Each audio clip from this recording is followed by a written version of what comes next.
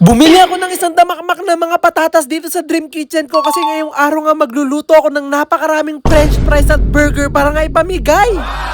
Mag-alas 11 na nga ito nung umaga nang dumating na nga dito sa bahay yung mga pinagbibili nga namin isang damakmak na mga patatas. Kaya naman pagdating nga dito, hindi na nga ako nagpatumpik-tumpik pa at dinala ko na siya dito sa aking Dream Kitchen para mahugasan ko na at malinisan ko na nga siya. At literal nga na fresh pa nga itong mga patatas na nabili nga namin kasi mukhang nga kakagaling niya pa lang sa lupa. Minabili na nga kasi kami mga patatas nga kahapon at nalinisan na ngayon kaso nakulangan nga kami kaya bumili na naman kami ngayon. At ito nga mga bagong dating nga na patatas ay kailangan ko nga linisan ng sobra-sobra kasi ito nga gagawin nga nating press yung kasama yung balat. At habang nililinisan pa nga yung ibang mga patatas, pumunta naman nga ako dito sa gilid para nga i-ready nga itong paglulubluban nga ng ating mga french fries. Meron nga kasi ako napanood na kapag gagawa nga daw kayo ng french fries, ilulubog nyo nga daw muna siya sa napakalamig na tubig bago nyo siya iprito para mapanatili daw yung freshness niya at talagang crunchy sa pag naluto. Kaya naman nung na-prepare ko na nga yung paglulubluban, kinuha ko na nga itong french fries cutter nga na hiniram pa nga namin kasi talagang hindi dumating yung in-order ko nga na ganito. Mahirap nga kasi kung gagawa tayo ng isang damakmak na french fries tapos gagamit lang tayo ng kutsilo ng mano-mano at hindi tayo gagamit ng ganito, talaga aabutin tayo ng siyam-siyam o kaya ng next year. Kaya buti na nga lang talaga meron tayong nahiraman nga ng ganito kaya mas mapapabilis nga yung pagkakat nga natin itong mga patatas para nga maging french fries. Noong una nga medyo nahihirapan pa nga ako sa pagkat nga ng patatas dito nga sa french fries cutter kasi talaga yung ibang mga patatas ay matitigas. Pero nung huli ngayon nagagawa ko na nga siya ng sunod-sunod kasi nahanap ko na nga talagang nalaman ko na nga yung technique. Pagkakat pa nga lang itong mga patatas talagang nilulublob ko na agad sila dito nga sa tubig nga na malamig para nga hindi agad sila mangiti. At dito nga talaga ako sobrang nag-enjoy nga sa pagkakat nga nito mga patatas dito nga sa french fries cutter kasi sobrang nga satisfying. At sigurado nga ako na marami nga tayong magagawang french fries dito kasi napuno na nga natin yung isang batch at talagang marami pa nga rin mga patatas dito. At talagang excited na nga rin ako na iluto nga to kasi first time ko nga magluluto ng ganito karaming french fries. At maya nga lang din inakat ko na nga lahat ng patatas at ganito nga karami yung nagawa nga natin at ganito karami yung iluluto nating french fries. Pero syempre hindi nga lang french fries ang ibibigay natin, meron nga rin tayo ditong pa-burger kaya naman i-ready ko naman ngayon gagawin nating patty. At ito nga magiging patty nga ng burger nga natin ay talagang hindi basta-basta kasi gagawin nga natin to from the scratch. Nilagay ko nga lang dito sa giniling na baka itong bawang at sibuyas at sinunod ko na nga rin itong itlog. Pagkalagay ko nga ng itlog, sinunod ko na nga rin dito yung paminta at toyo tapos hinalo-halo ko nga lang din siya at sinunod ko na nga rin iba pang mga pampalasa. Naglagay nga lang ako dito ng sobrang konting flour tapos sinunod ko na nga rin yung napakaraming ang breadcrumbs. At talagang naaamoy ko pa nga lang itong patty nga na ginagawa nga natin, talagang natatakam na nga ako kasi sobrang bango. At maya nga lang din okay na nga rin itong gagawin nga nating patty at ito nga muna yung una kong mga lulutuin bago nga yung french fries. Kaya naman agad-agad ko na nga siyang dinala dito sa akin giant kawat. Meron nga ako dito pinaka parang sukatan nga para lahat nga talaga ng patty na magagawa natin ay pantay-pantay. At buti na nga lang talaga malaki nga itong lutuan ko kasi mas mapapabilis nga yung pagluluto nga natin na napakaraming patty kasi kaya nga natin silang iluto ng sabay-sabay. Pati nga yung mga kasama ko dito sa bahay talagang sobrang na nga sila natatakam kasi naaamoy pa nga lang nila itong piniprito ko nga na patty, parang gusto na nga agad nila itong ulamin sa kanin. Pero sinabi ko nga na ikalma nga nila kasi hindi nga ito para sa kanila.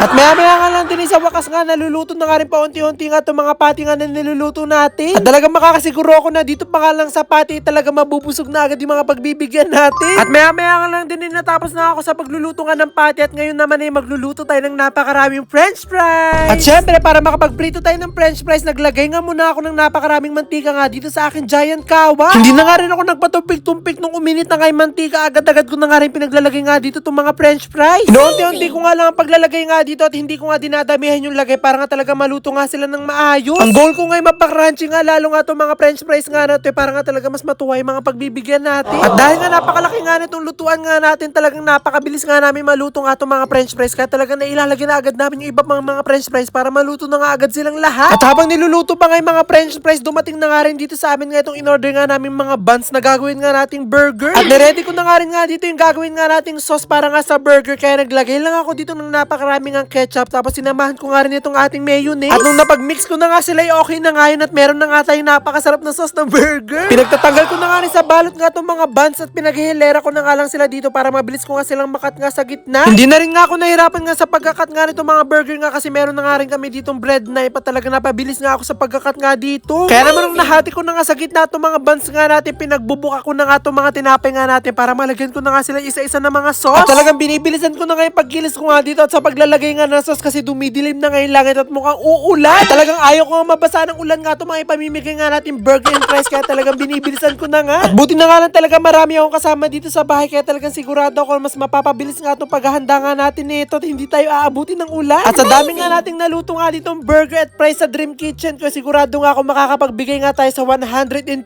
plus na katao. At kada nga lalagyan talagang dinadamihan ko na nga yung paglalagay nga na itong french fries kasi sobrang dami ko nga naluto dito sa Dream Kitchen ko nga na fries. At talagang sobrang happy ko na naman kasi sobrang dami na naman nga mabubusog nga dahil dito sa aking Dream Kitchen. At sobrang excited ko na naman nga na makita nga yung mga reaction nga ng mga pagbibigay nga natin nito na sigurado ako na sobrang matutuwa. At maya-maya nga lang din ay okay na at na-prepare na nga namin lahat at nilagay na nga namin dito nga sa ban at aalis na nga tayo para nga ipamigay nga ito. Bumiyahe nga lang kami ng konting oras at maya-maya nga lang din ay nakarating na rin kami dito sa lugar nga na pagbibigyan nga natin itong niluto nating burger at fries. At ito nga pagdating nga namin dito ay talagang wala nga silang kalam-alaman. Ito nga ay surprise. At hindi nga lang mga bata yung mga pinapila nga namin dito pati nga yung mga matatanda para kahit nga sila ma-enjoy nga nila itong aking niluto. At maya-maya lang din ay humahaba na nga yung pila pero sigurado naman nga ako na mabibigyan ko nga silang lahat sa sobrang dami ko nga naluto sa aking Dream Kitchen. At sobrang saya ko na naman nga kasi marami na naman nga nabusog ang ating Dream Kitchen. Amazing!